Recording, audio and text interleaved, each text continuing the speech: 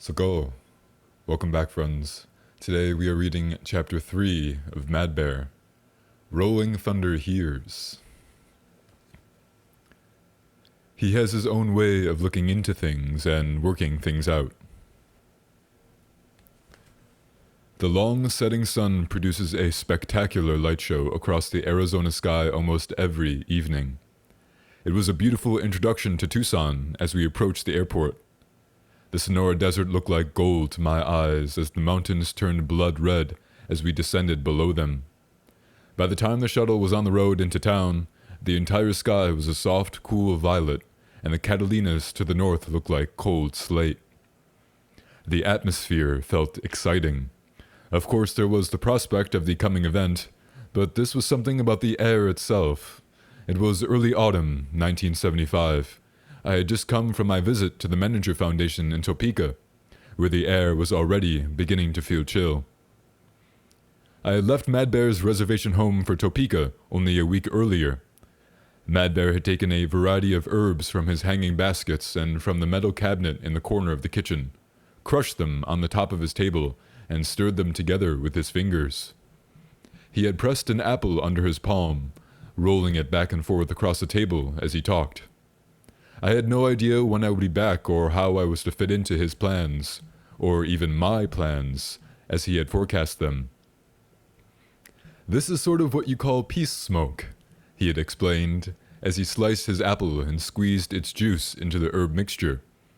"You can just carry this along and use it in a while when it seems needed.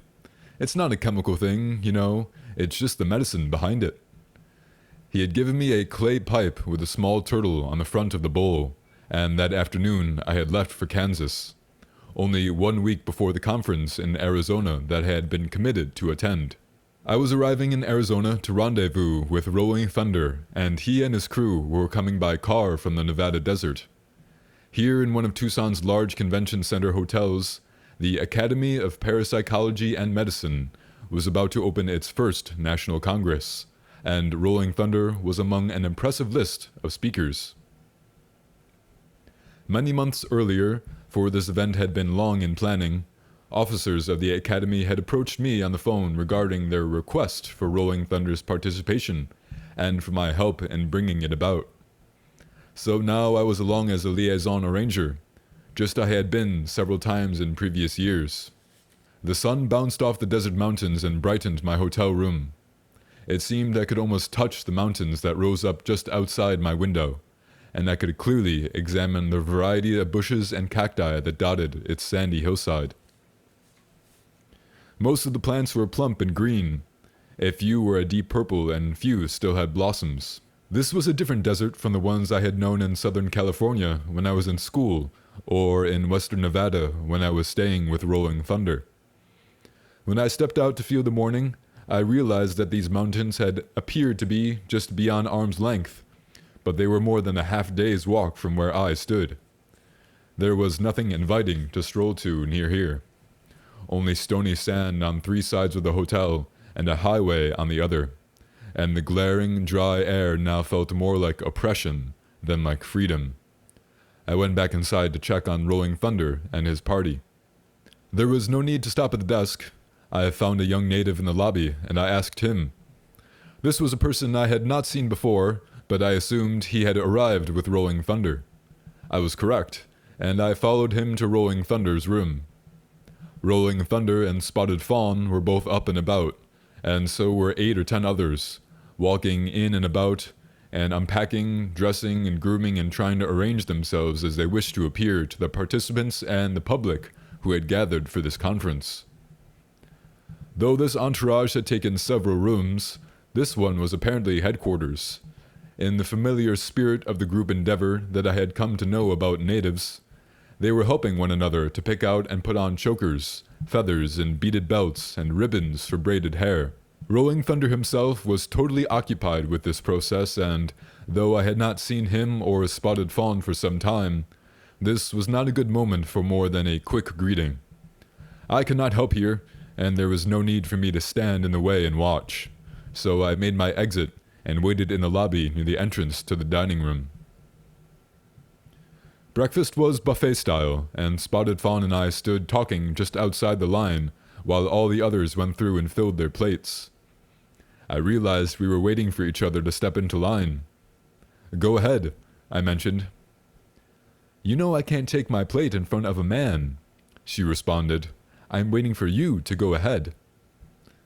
I recalled the many meals at their home in Nevada in which Spotted Fawn and all the young women labored in the kitchen, set out the food, and then disappeared to wait until the men had had their fill and left the table. "You don't have to do that here," I coaxed. "It's different here. Here, if we follow any system at all, the men usually let the women go ahead." She gave me an embarrassed look and glanced about nervously.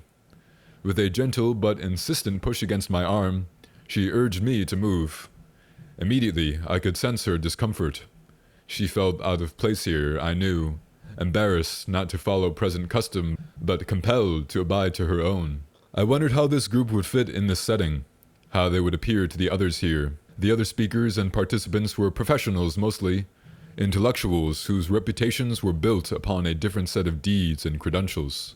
Spotted Fawn, in my view, was never out of place in any setting. She was a matronly woman, gracious and graceful, and her caring, nurturing manner was quickly apparent.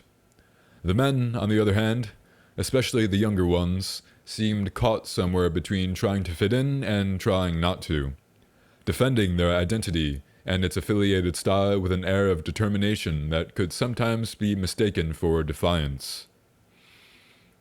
These observations proved useful throughout the conference as I watched others watch this group of natives. The conference was for researchers and practitioners who had come to share and to scrutinize so-called alternative methods of healing and health. From psychophysiological to psychic to spiritual, they were hoping to know Rolling Thunder's thoughts and techniques, but they were unprepared to witness his peculiarities. I had learned that strangers to his ways found Rolling Thunder more difficult to understand in their own milieu than in Rolling Thunder's traditional setting. The group of young warriors with Rolling Thunder, thinking to be supportive and aspiring to be impressive, did not make things easier. In a manner that appeared curious at best, though it might have looked quite handsome in traditional native setting, they surrounded him like some sort of tribal honor guard as he made his way about the halls and the grounds of the hotel. Nevertheless, several conference participants, young people especially, approached Rolling Thunder with genuine interest and respect. Several of them managed to get into a bit of his time and attention in spite of his guard troop. The first group of young people to get him requested an afternoon workshop for instruction in the technique of meditation. I was surprised because that was not a topic, I thought, in which Rolling Thunder was generally associated. Rolling Thunder seemed not surprised at all, given that there was some available afternoon open time, and that I could arrange a suitable setting. He would be happy to offer a meditation workshop. He seemed pleased to have been asked. While he was in an offering mood, he suggested that we ought to have a sunrise ceremony one of these mornings. If we could arrange a place somewhere on the grounds where we could have a fire, and everyone at this conference should be invited to attend.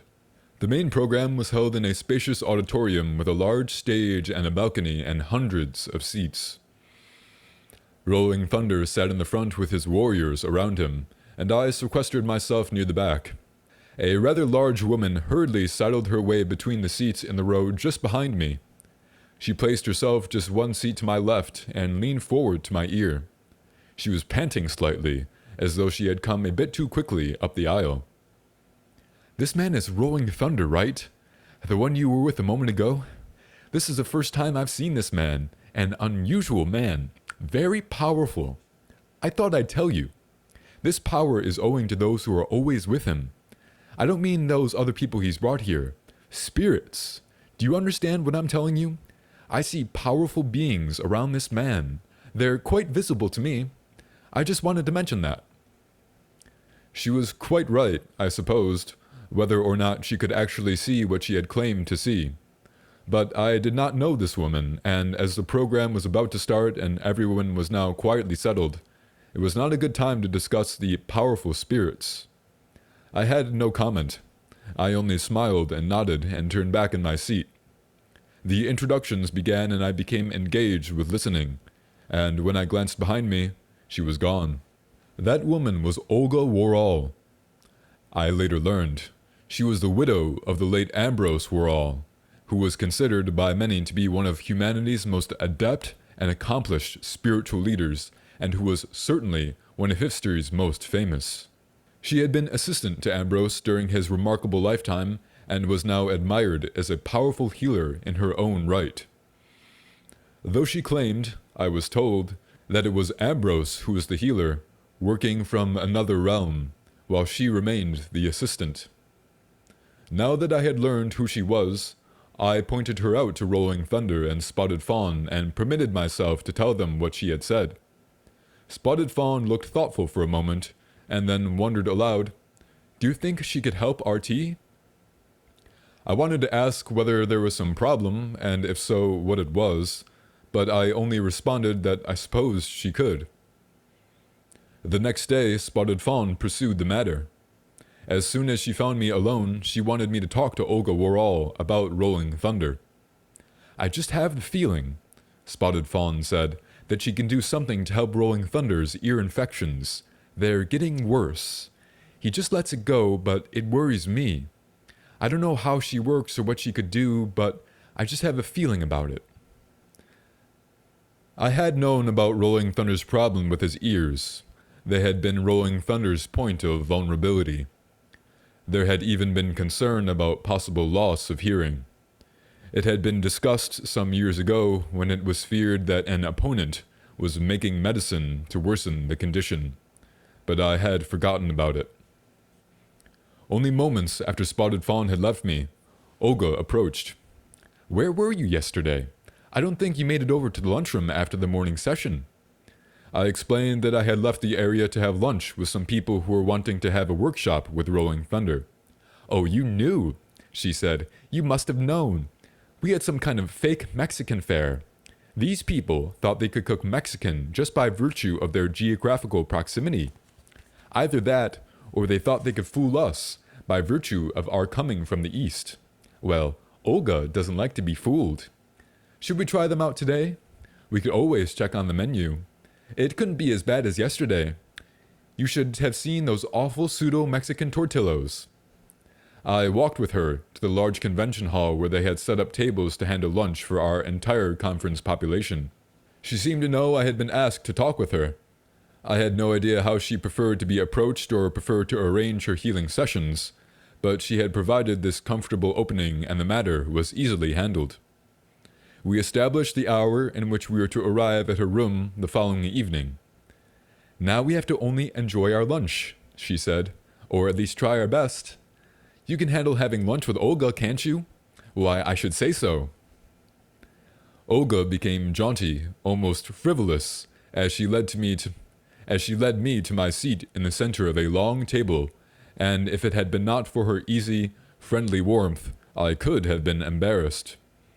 But she was simply being, I later learned, her usual other self, the self she is when she is not being a healer, the light-hearted, humorous self that is needed to sustain stability and to provide relief and recuperation to the healer. "You just sit here and don't move," she said, "and wait for me while I travel around the end of this table." Soon she was sitting directly across from me, smiling into my face. "This way we can see?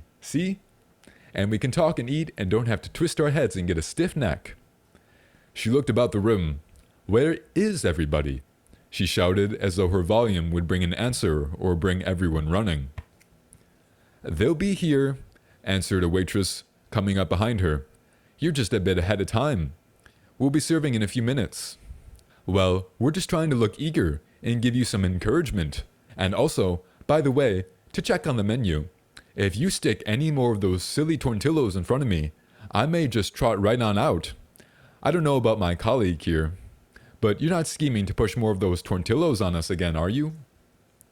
"No," said the waitress simply, as though she were uncertain what sort of question she was answering, but hoped she had given the expected response. She poured water in our glasses and made her escape. "Well, here we have this water in the meantime. I don't suppose they could do much to this. Still, don't you touch it till I fix it up for you. Water is water, you may say, but you never know. You can't trust it these days. But then you'd better just have a sip first so you can appreciate what I do to it. I took some swallows of my water. No, not too much. Wait till I fix it up for you. Isn't that what I just said I'd do? Why have the usual thing when you can have it special? By the way, how did it taste? She held the glass between her palms and stared into it. Then she waved one hand over the top of it. Well, like water, I answered. Not too good, but not too bad. Try a taste of yours. Oh, I can't do that. I'm already working here. We can't just disturb the process that way, but now it's almost ready. I do believe in a moment now. And let's let you see the difference. She handed me my glass. Now, you be truthful here, and don't you lie to Olga just to make me feel good. I'll know it for sure if you hand me a polite little fib. I took a small sip and smacked my lips in the manner of a professional wine taster, but she motioned with her hand, urging me to tip my glass. It does taste different, I exclaimed. It really does. But then, in regard for the honesty she herself had requested, I added, it could be my imagination. Imagination? She retorted. What is that? Taste is taste. Either it tastes different or it doesn't. That's like people telling me, maybe I only imagine I feel better. Well, you either feel better or you don't. So how does it taste? It is better, I told her. Definitely better.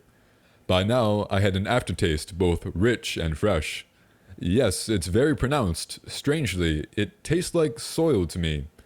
That doesn't sound very good, but it is. It's kind of outdoorsy, like green plants or maybe pine trees. Yet it's very subtle. Oh, come now, she shook her head. Like soil, you say? Give me that, just let me see. She reached for my glass. This is not my usual practice. We're just fooling around here, you understand. There can't be any harm in it. But soil indeed. She raised my glass to her lips and then stopped herself. Wait, first I'll check on my own. Then I'll get the true comparison, just as you experienced it. She took a sip from her own glass and made a face. Oh, Stinky Davis! That's putrid. I should hope I made it better. Again, she picked up my glass and lifted it to her lips, holding out her little finger. She took a sip and imitated my lip-smacking procedure. Say, this is fun! Aren't we having a wonderful time playing with our water? She glanced about the room. But simmer down, Olga, for heaven's sake, and lower your voice. The dining room was beginning to fill, and servers were pouring water into many glasses. Several people were watching us intently. It's not that I mind looking crazy, she whispered, waving a hand over her own glass. I'm just not about to work on every water in this place. It does taste different, though, it really does. But we'll say we're kidding here, won't we? We don't want to get ourselves into trouble here. That afternoon, about a dozen people gathered in one of the small meeting rooms to hear Rolling Thunder's talk about meditation. I might have expected more people, judging from the curiosity Rolling Thunder and his strange troupe had generated, but there were several other things going on, and as this event was not a part of the official program, we had to notify people individually. Most of the people attending this conference might have expected to hear a different approach to the subject of meditation. According to the way this event had been discussed, I suppose these people were here to pick up on some new meditation techniques, or actually perhaps some native methods for achieving altered states. But Rolling Thunder began his usual talk about the contemporary disregard for original peoples, and their traditional ways and wisdoms, and disregard, as well, for land and life itself. To him, any meaningful conversation began with the recognition of contemporary realities. Everyone listened patiently for a time, and then, when there was a mention made of increasing consciousness, someone seized the opportunity. That's related to meditation, right? Are you going to say something about meditation? Well, that depends on what you mean by meditation. What is the meaning of meditation? I'm not really sure about the actual definition. That's what I wanted to hear. I mean, it's been talked about a lot in this conference. Some of us were just interested in your view, or the Native American view.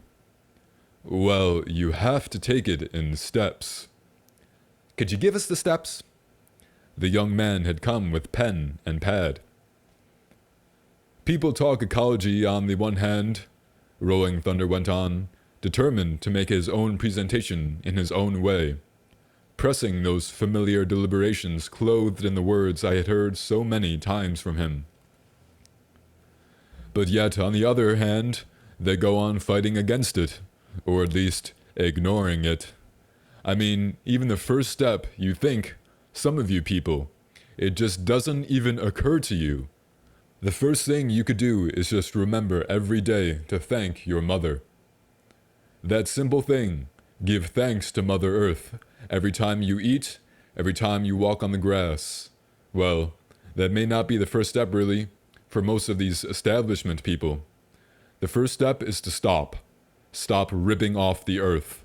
But when you talk about meditation, that don't mean sitting in the dark trying to space out. Not to me, anyway. We tell our people not to do that. In fact, we could warn you, you don't just sit down and close your eyes and open up in some kind of passive way and say, well, here I am, take me away or whatever. Then what are the steps? Another asked. That's what I gave you, what I just told you.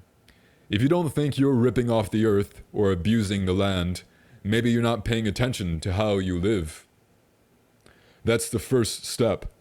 Then every time you take a bite to eat, or even a breath of air, you give thanks. And it goes on some level. It becomes a habit. And every time you take anything from the earth, food, air, clothing, anything, you give something in return. So meditation works like that. It's not for getting something personal for your little old self. It's a kind of recognition and giving back. Then, if you want to sit down and meditate, at least you'll know where your head is at. What's the point in sitting down and just throwing your mind in neutral, and then you get up and check your watch to see how long you've been at it, and you get to tell everyone, oh, I meditate quite a bit. I do it pretty regular. Well, so what? Then you just go back to the way you always were, sitting in some so-called altered state every now and again, and then going right back to the same unconscious way of living. So, if you want to know our thoughts on meditation, the steps go to more and more consciousness, not into unconsciousness. Our people in our traditional way, we can walk or stand or sit. It doesn't make any difference. But we're on the land, the real world. That's the real connection, and it goes on from there. Everyone appeared attentive and thoughtful. People were jotting down occasional words or phrases.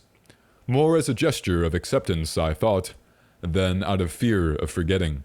It goes on to where you get free of your little old self. Maybe you're sitting under a tree and there's an eagle circling above. So you tilt your head up and look. Next thing, someone's looking down from way up, and you can see hills and meadows going on forever and hundreds of trees. And there's that little person sitting under one of them. And there's nothing like which one's you.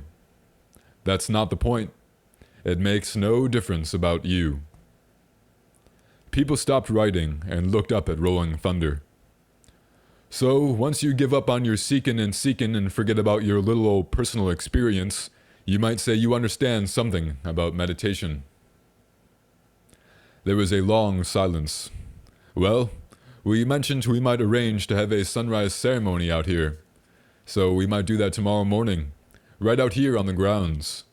That would be a step right there. An equally small group gathered for the sunrise. They came down one by one and peered at each other through the darkness.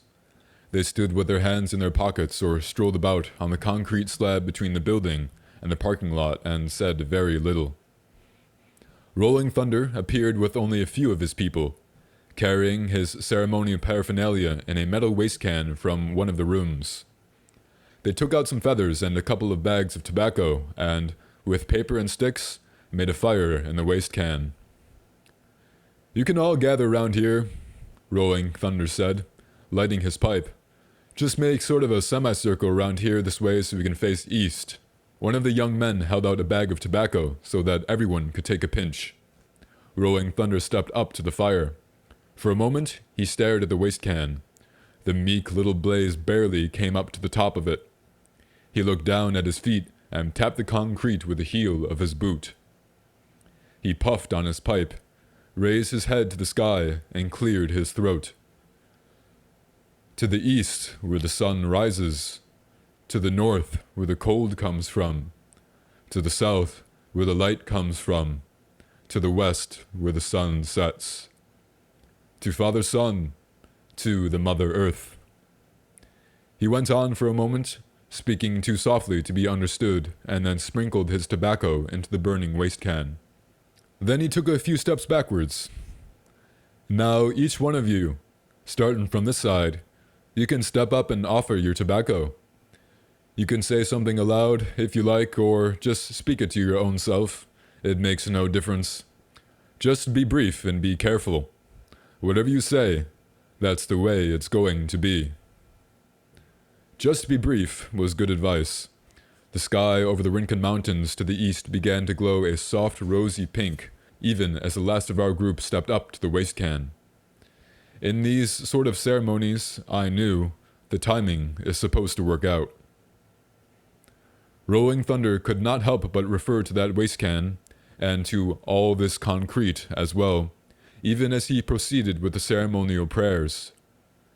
It may have been an apology, in part, for petitioning the Great Spirit from our somewhat less than hallowed setting. But it was also an impulsive venting of his own discontent with what most everyone called progress. Here we are trying to follow our sacred ways, standing here on this concrete because everyone sees fit to have their gathering in lifeless places, safely shielded from anything that might be alive or natural.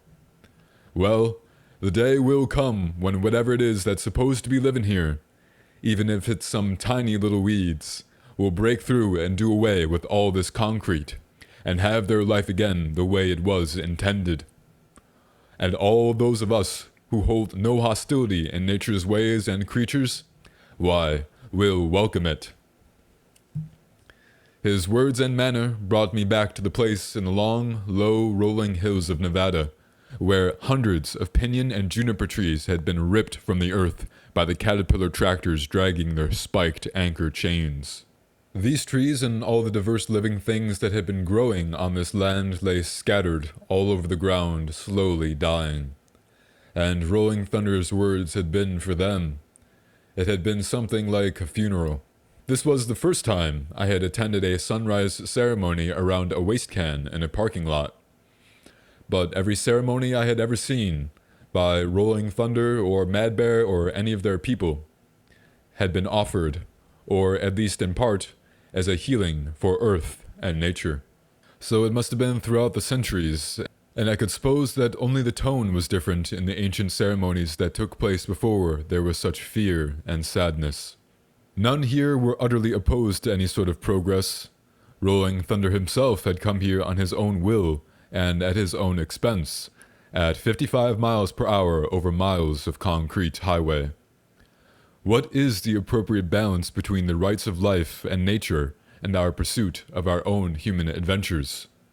If these traditional ceremonies, wherever they can endure, did not provide the answer, they certainly attended to the question.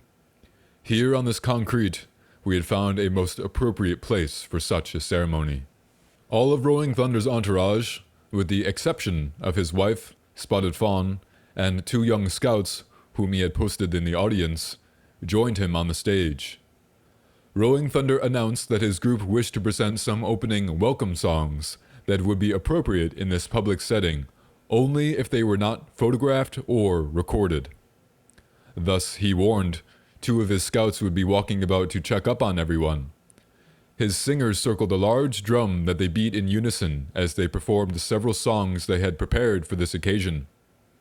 When the songs were over, they remained in their places and Rolling Thunder stepped up to the microphone. "Well, first I better say a little something about these songs and their meaning," he began.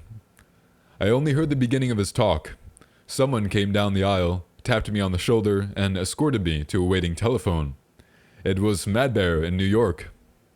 "Hey, what's the scene down there anyways?" he questioned. "You ought to see what I went through trying to track you down on the phone." "Rolling Thunder's giving his talk just now. They called me out of the auditorium." "Oh, so that's it. First I got transferred, then I had to start all over again. Well, maybe you want to go back and listen." But his voice sounded urgent, and I knew he was hoping not to have to wait. "No, it's okay. I had to come a ways to get to the phone here. Well, let me tell you what's up, and you can get back to me when you can. I've got some news, but this is really some news. There's going to be a big, important meeting at the United Nations, and Beeman Logan and I have been invited to attend. It's not an official UN function. It's a spiritual meeting held in conjunction with the UN Day coming up here on the 24th of October. It's sponsored by the Temple of Understanding, and it's called a Spiritual Summit. Well, it's the 5th Spiritual Summit is what it is. The first one was in Calcutta a long time ago. I knew about that, but it hasn't happened each and every year. Anyways, this is going to be big. Religious leaders from all over the world, the 5 major religions of the world. Well, that's the way that they talk about it. But we've been informed they want us there, the native people. They contacted Beeman Logan first, because he's a chief and I guess somebody knew about him. And he contacted me. Maybe this is an opening door for us." "It sounds good," I responded. "I've heard a lot of native efforts to communicate or through the United Nations." "Of course, this is not a political thing. It's a spiritual thing. A very high-level spiritual thing. They say they want to acknowledge the Native American religion as the 6th major religion. Well, they can call it a religion if they want to. Sometimes it works out that way for us. Anyways, we'll be part of the spiritual delegation to the United Nations. So I was thinking, it might be good if you could be there. Maybe you could be there with us.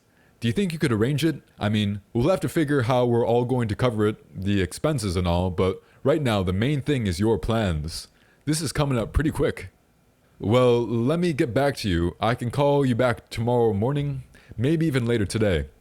"Yeah, I know. They called you out and you're missing your conference, and it's RT talking and all that. Listen, if you can talk to RT about this, I wanted him to get this news. I'm hoping he'll show up too, but if you can make it, you'll be with us, okay?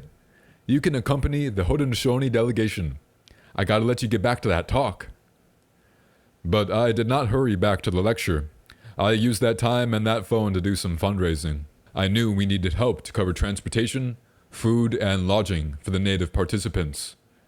I was armed with little more than Madbear's own words, but I got at least a few pledges from acquaintances on both coasts who had helped with projects in the past. I returned to the auditorium in time to hear Rolling Thunder's last sentences, and a couple more songs from his young men who had apparently sat motionless on the stage during the entire talk. I was also in time to catch Rolling Thunder to make his arrangements for the evening. I would meet him at his room well ahead of his scheduled session with Olga Rural, so that we could talk about United Nations Day and the 5th Spiritual Summit. That evening, as soon as I had relayed the good news from Madbear, Rolling Thunder called Madbear himself and spoke with him directly. Spotted Fawn and I sat quietly and listened. "It's pretty sudden," Spotted Fawn pondered quietly. "It takes a lot for us to go on the road this way, especially if we take along all these mouths to feed and people to take care of. It takes us a while to recover from this trip. Of course, we'll get something, but not what it costs us to travel this way." "He wants to talk with you," Rolling Thunder said, handing me the phone. "Listen, I just had a good talk with RT, and I think he's going to go. Don't say anything yet. He may not sound too sure just now, but this is his sort of thing too, He won't be able not to go. You know what I mean?" "I contacted a few people this morning," I started, "about raising—" "Yeah, I know, but we can talk about that later. Is RT right there with you?" "Yes, I'm here in their room." "Well, don't talk about it anymore with them right now, okay? Just let it stew a bit. Anyways, since I talked to you this morning, I got all the papers here. They sent them in the mail, all the information here. This is really big. One is the human spirit. They're calling this thing. I got to get back to them to give them the names of our party. So I told them about you. Well, I gave them your name. I said, "You're not one of our Haudenosaunee people," and they asked what your function is. I told them you're supposed to be kind of a liaison guy. Is that okay? Spotted Fawn tapped me on the shoulder. "I don't want to be early, but I don't want to be late," she whispered. In a moment, we were on our way to Olga's room.